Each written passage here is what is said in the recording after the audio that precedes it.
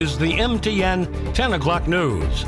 Good evening and thanks for joining us tonight. I'm Russ Riesinger. Wyoming Congresswoman Liz Cheney has been ousted from her position of Republican House Conference Chair. This comes after the Wyoming representative drew many opponents within her own party for being a harsh critic and speaking out against former President Donald Trump.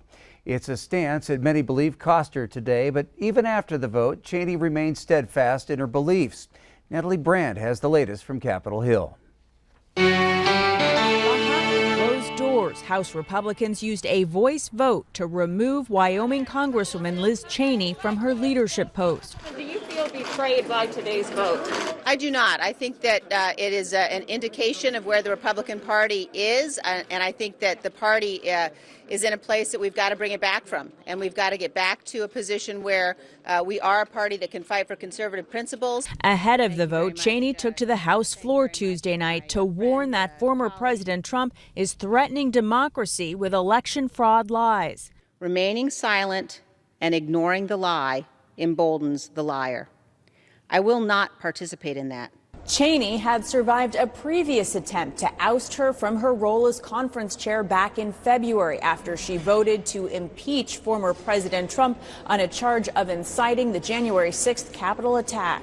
House GOP leader Kevin McCarthy had defended Cheney back then. Today, he advanced the vote for her removal and dismissed notions that Cheney's likely successor, New York Congresswoman Elise Stefanik, still believes Mr. Trump won the election. I don't think anybody is questioning the legitimacy of the presidential election. I think that is all over with. We're sitting here with the president today. Though Wednesday's vote makes clear the former president maintains a firm grip on GOP party politics, but it also reveals a split. I will do everything I can to ensure that the former president never again gets anywhere near the Oval Office. The vote on who will fill Cheney's leadership position could come as early as Friday.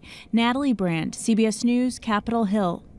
Well, after Cheney's ouster today, former President Trump called her a bitter, horrible human being who's bad for the Republican Party. Montana Republican Congressman Matt Rosendale is among the GOP House members who voted this morning to remove Cheney as Republican House Conference Chair. He spoke to MTN News not long afterwards, after that closed-door vote. Rosendale would not say whether he thinks the former president is being truthful about the election results, but did say many allegations of fraud and voting irregularities have been raised over the last election and that we, quote, may never know the true extent of them.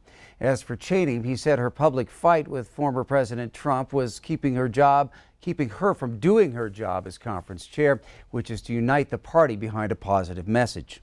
What she was doing is detracting from the message of the Republican Party. As the conference chair, she is supposed to help us craft and deliver a positive message for the Republican Party so that we can secure the majorities back in 22 and move forward.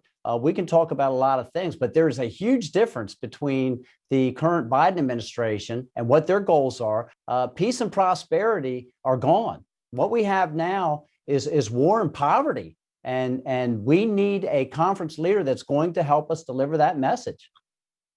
Rosendale said GOP House members will now vet and choose a new conference chair, but he's not sure who he'll support. So the national political spotlight will shine on Wyoming in 2022. No other race in the country will likely draw as much attention as the Wyoming Republican primary. Cheney is strong on fundraising now, but whoever Trump supports will likely get a big lift. Candidates can throw their name in the ring starting this Friday, May 14th. Cheney's indicated she will run for her fourth term. There are at least 6 other Republicans that have shown interest, and 3 of those have filed financial disclosure statements with the Federal Elections Commission. Well, the Montana Supreme Court today said the justices will not disqualify themselves in a case deciding the legality of subpoenas seeking internal documents from the court. That request came from Republican Attorney General Austin Knudsen. He said all 7 justices on the high court should recuse themselves because they're deciding on subpoenas sent to themselves by the legislature. The Republican-led legislature is investigating the court and the state's judiciary for alleged prejudice on laws that may be challenged in court, but a unanimous court on Wednesday rejected Knudsen's request. Justice Lori McKinnon said the legislature manufactured a conflict by issuing subpoenas to the justices last month. She said issues to be decided in the case stem from a separate subpoena and that no evidence of bias on those issues has been shown. McKinnon also said it's the court's job to decide such issues and that stepping down would undermine the court's reputation with the public.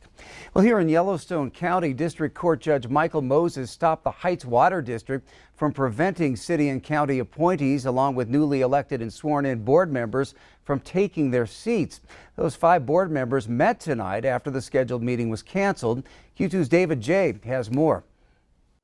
The meeting was scheduled for 6 o'clock, but a sign on the door says it has been temporarily postponed and will be rescheduled.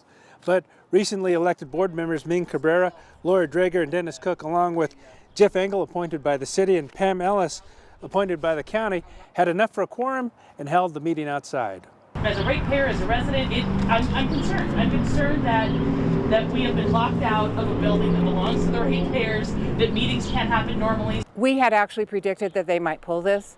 They pulled it in March. At the last minute, they canceled the meeting.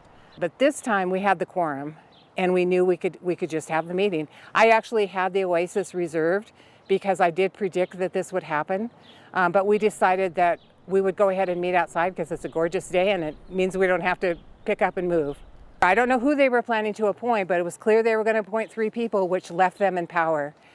And the issue is, why are you so desperate to stay in power? We're all residents of the Heights. We're all ratepayers.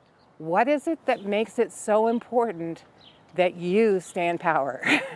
So something's wrong, and I don't know what it is. All in favor, say aye. Aye. Aye. Anybody opposed? Motion carries. How important was it to have this meeting tonight? Critical. Two things. One is to show recognition for the board that's selected. 2 was to get a policy in place for records retention. And 3, to make it clear that we are going to follow open meeting laws, and we passed that motion. Pam Ellis says that part of what came out of tonight's meeting is that the board will make sure that it has access to financial and public records, and that none of those records will be destroyed. Russ? All right, David J. reporting. Thank you. Judge Moses will hear arguments about his order that allowed the seating of the 5 board members on May 27th.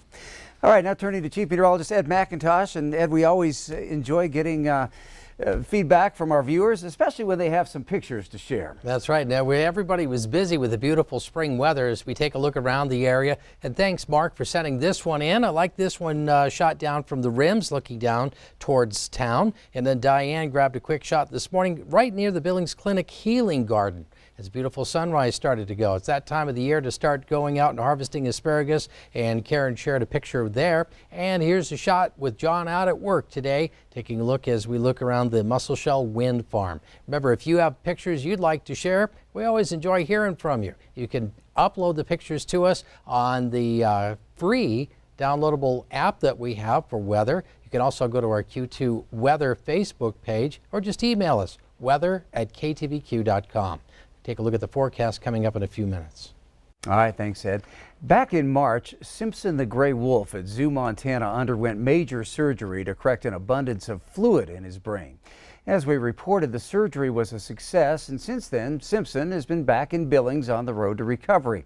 Q2's Krista Rose stopped by Zoo, Montana this afternoon for a checkup on the patient. Simpson the gray wolf at Zoo, Montana has had a rough year. First, abandoned by his pack near Condon at just 7 weeks old, and then, after finding a forever home at Zoo, Montana, he was diagnosed with congenital hydrocephalus, a rare buildup of fluid in the brain. Since his diagnosis, he's gone through a massive surgery and a rocky few weeks of recovery. But now, this almost 1-year-old wolf is starting to get back to normal. Yeah, so since his surgery, Simpson has been doing incredibly well. It was a slow recovery, certainly not going to beat around the bush about that, but since the first 2 weeks of his recovery, he has taken off. And what's so exciting about his recovery is watching him being able to finally be together with his buddy Onyx, our black wolf here. And the two of them can wrestle and they can be wolves, which probably couldn't have happened unless he had his surgery. So it's been exciting for us to watch. Simpson is a lucky guy. Surgeries to correct his condition are both tough and expensive. And had it not been for the community and their outpouring of support for the wolf, Simpson may not have made it.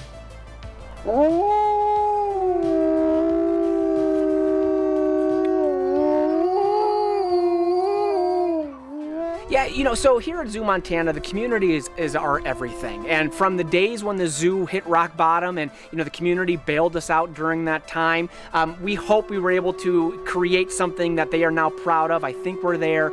But to see them come through again, every one of you out there watching that was a part of this, it is amazing that you guys rallied to make this happen. And so the community aspect of it was huge, and Simpson wouldn't be here today if it wasn't for the incredible rallying of the community and our team. Well, the wolf community sounds happy.